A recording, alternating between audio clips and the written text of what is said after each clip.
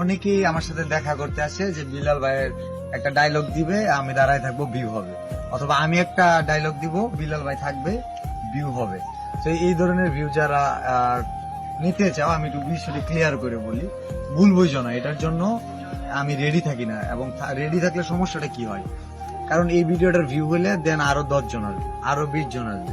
তো এই যে আমি যে অ্যাকচুয়ালি তারা যে কারণে আসতেছে, তাদেরকে ভালোবাসে আমি সময় দিতেছি, কিন্তু তারা কিন্তু আমার ওই সময়ের জন্য না, তারা ভিউয়ের জন্য আসতেছে। তাহলে আমাদের কি করতে হবে? আচ্ছা, আমরা যে লক্ষ লক্ষ টাকা ইনকাম করছি, কি দিয়ে করছি? মুখের কথা দিয়ে, মানুষের ভালোবাসা দিয়েই তো।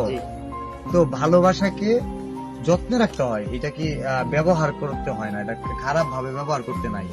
তো আমি যদি এই ভালোবাসাটা ধরে রাখতে চাই, তাহলে কি করতে হবে? ধরে রাখতে চাই, তাহলে আমার এটা কন্ট্রোল করতে হবে। এখন আমি এটা কন্ট্রোল করার জন্য কিছু উদ্যোগ নিচ্ছি। এটা কেমন হয় কমেন্টের মাধ্যমে তোমরা চাইলে জানাতে পারবা।